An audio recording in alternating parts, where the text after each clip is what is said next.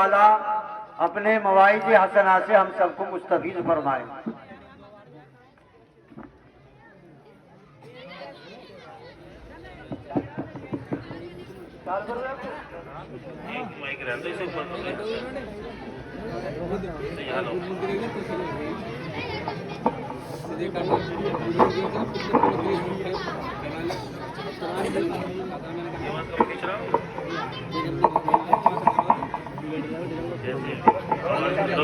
بولا جائے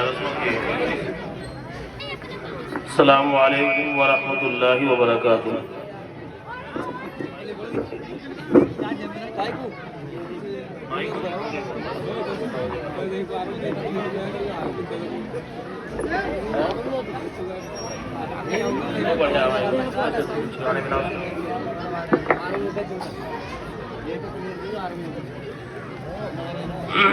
الحمد للہ وحدہ والصلاة والسلام علی من لا نبی بعدہ۔ وقال اللہ تعالی فی کلامہ الناطق اعوذ باللہ من الشیطان الرجیم بسم اللہ الرحمن الرحیم ان ھذا القرآن یہدی للتی ہی اقوم صدق اللہ العظیم۔ وقال النبی صلی اللہ علیہ وسلم اقرأ وارتقی ورتل کما کنت ترتل فی الدنیا فإن منزلک عند آخر آیت تقرأها او کما قال علیہ الصلاۃ والسلام۔ سب سے بڑی عطا خدائے کریم کی وہ دولت ہے جو اس نے ہم کو دی قرآن کریم کی۔ اس کی مثال چاہیں تو حشر تک نہ پائیں، پڑھتے رہیں جو اس کو تو دور ہو ان کی بلائیں۔ یا الہی تو ہمیں عامل قرآن کر دے، یا الہی تو ہمیں عامل قرآن کر دے، پھر نئے سرے سے مسلمان کو مسلمان کر دے۔ وہ پیمبر جسے سرتاج رسل کہتے ہیں، اس کی امت کو ذرا تابع قرآن کر دے۔ حضرات محترم اور معزز سامعین کرام،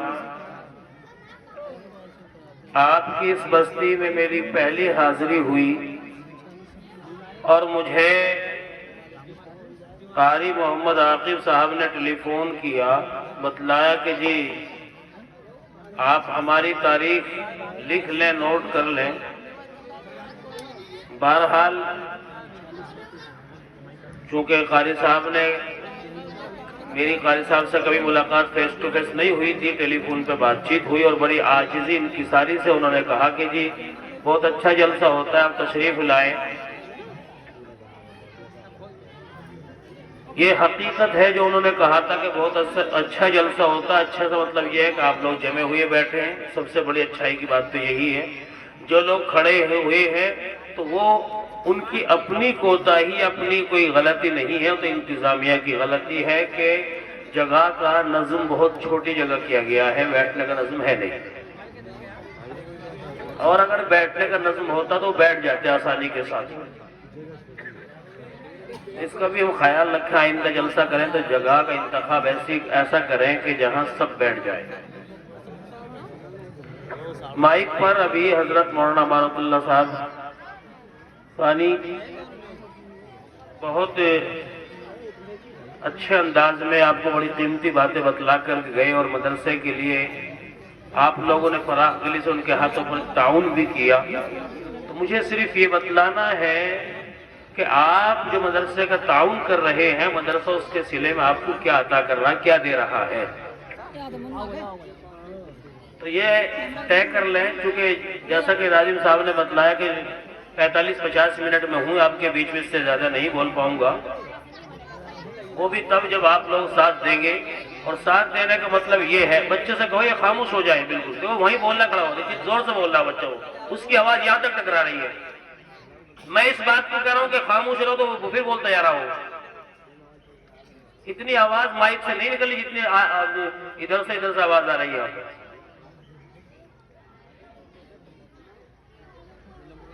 تو میں آگے تب بڑھ پاؤں گا کہ جب آپ لوگ ساتھ دیں گے. اور ساتھ دینے کا مطلب یہ ہے کہ بشاشت ہونی چاہیے طبیعت میں سننے کے لیے. آپ حضرات کی طبیعت میں بشاشت ہے سننے کے لیے؟ جب طبیعت کے اندر آمادگی ہوتی ہے، بشاشتیں ہوتی ہیں، تو پھر بات سمجھ میں آتی ہے. اور اگر غنودگی طاری ہو گئی یا پھر جو ہے نیند حاوی ہو گئی تو بات سمجھ میں نہیں آیا کرتی. یا آپ کہیں بھی چلے جائیں، دنیا کے کسی کونے میں چلے جائیں، جہاں سمجھانے والا سمجھا رہا ہو اور سمجھنے والے سمجھ رہے ہوں، لیکن سمجھنے والے ایک لمحے کے لیے چوک کر جائے، خطا کر جائے، آنکھیں بند کر لیں یعنی کانوں کو بند کر لیں ایک لمحے کے لیے، تو پوری بات ذہن میں نہیں آئے گی، سمجھ میں نہیں آئے گی کہ یہ 1 گھنٹے سے ہمیں کیا بتلا رہا تھا. چونکہ ذرا سا بھی ذہن، دل و دماغ ادھر ادھر ہوتے ہی بات دماغ سے نکل جاتی ہے. اور یہاں بیٹھ کر جو بات بتلاتا اس کا اپنا کمال نہیں ہوتا، ٹیپ ریکارڈ نہیں ہوتا کہ چلا دیا، چکری دبا دیا. وہ بھی صرف آپ حضرات کی بہترین سماعتوں کے اوپر ہے کہ جتنا اچھے آپ سنیں گے تو انشاءاللہ العزیز بات اتنی ہی سمجھ آئے گی. اور اللہ تبارک و تعالی بھی ذہن میں اچھے مضامین ڈالتے چلے جائیں گے. یہ بات جو بتلائی جاتی ہے اپنی طرف سے نہیں ہوتی، چونکہ اتنی ساری کتابیں کون رٹ کر کے لائے گا. وہ تو سرسری مطالعہ کیا ہے اور اللہ کے بھروسے بیٹھ گیا. اللہ تبارک و تعالی پھر کہلواتے رہتے ہیں، بولتا رہتا، کہتا رہتا. تو ہم سب کی ذمہ داری بنتی ہے کہ بالکل ہم خاموشی سے بیٹھیں، سنیں باتوں کو. ہمارے بچے بیٹھے ہیں، یہ بالکل نہ بولے. ہماری بچیاں سامنے ادھر ادھر بیٹھی ہیں، ہماری مائیں بہنیں، یہ بھی طے کر لیں کہ ہم بات ہی نہیں کریں گے، خاموش بالکل جو ہے کہ خاموشی کے ساتھ میں سنیں گے انشاءاللہ. چونکہ ایسا ہوتا ہے کہ اگر دل و دماغ حاضر نہیں ہے تو پھر ایسا ہی ہوتا ہے جیسا کہ وہ بادشاہ تھا کہ حکومت تو کر رہا ہے لیکن حکومت خوف کے سائے میں کر رہا تھا، دل و دماغ حاضر نہیں تھا. اور خوف کس بات کا تھا کہ اس کی رعایا کے اندر بغاوت پھیل گئی. اور جب بغاوت پھیل جاتی ہے تو اس کرسی کا بچانا بڑا مشکل ہوتا ہے. اور ساری دنیا کے اندر جو لڑائی ہے اس کرسی کی ہی ہے. تو بادشاہ کی حکومت شان سے چل رہی تھی، اچانک بغاوت پھیل گئی. اور جب بغاوت پھیل گئی تو پبلک نے طے کر لیا کہ کرسی باقی نہیں رہنے دیں گے.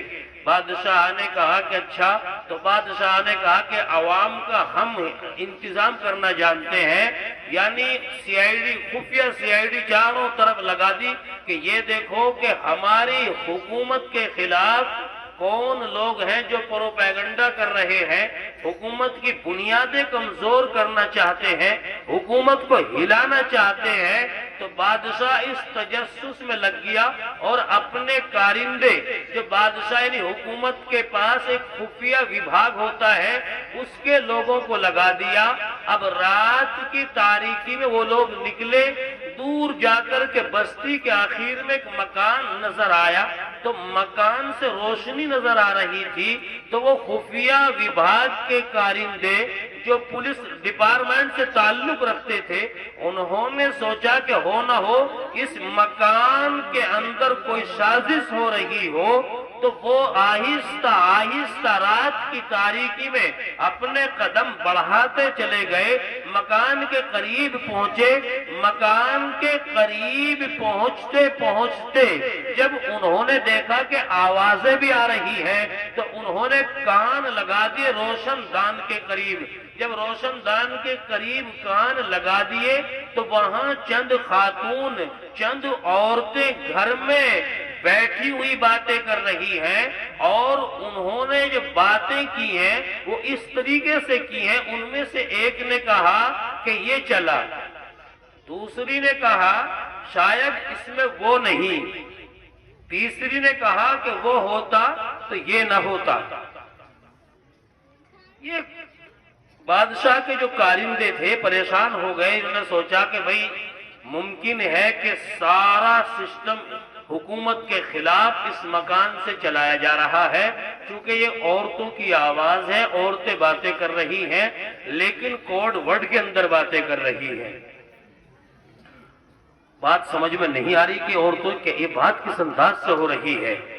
انہوں نے نشان لگا دیا اور نشان لگانے کے بعد بادشاہ کو اطلاع دی کہ بادشاہ سلامت آج ہم نے اس مکان کا پتہ لگایا کہ جس مکان سے سازش رچی جاتی ہے. بادشاہ نے کہا اچھا وہ کیسے؟ تو انہوں نے پورا واقعہ بادشاہ کی عدالت میں دہرا دیا. بادشاہ نے فوراً آرڈر کر دیا کہ ان کو قید کر لیا جائے. وہ جتنی بھی خاتون ہیں سب کو گرفتار کر کے ہماری عدالت کے اندر لایا جائے. بہرحال بادشاہ کے سامنے پیش کیا گیا ان لوگوں کو.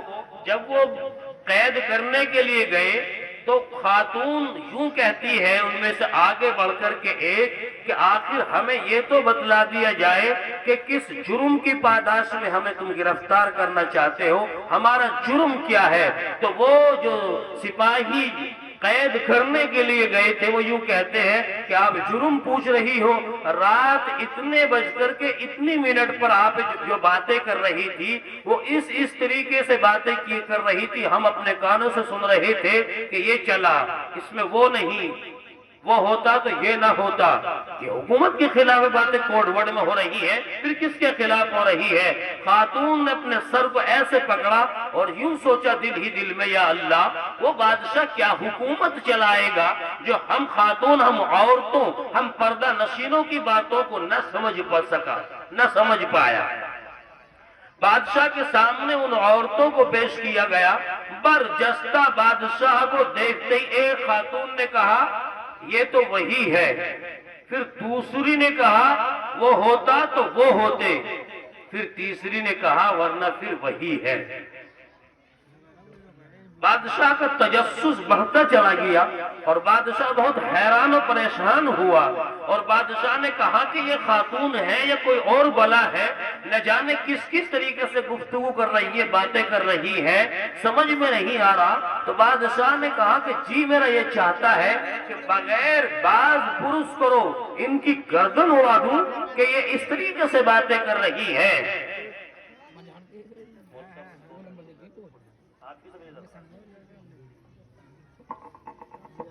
چندہ بھی ہو گیا، اسے 2 ہو جائے گی، مولانا بیٹھا دعا کرا.